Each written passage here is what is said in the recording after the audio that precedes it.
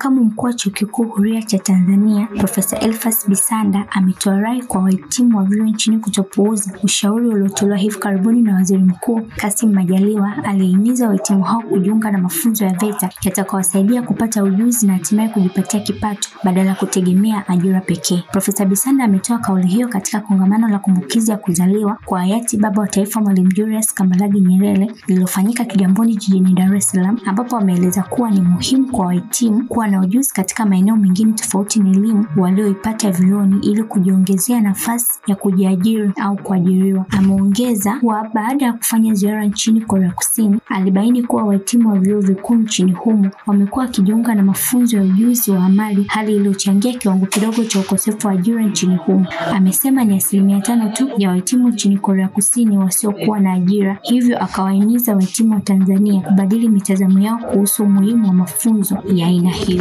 Nance Peter, Medi News, Dar es Salaam.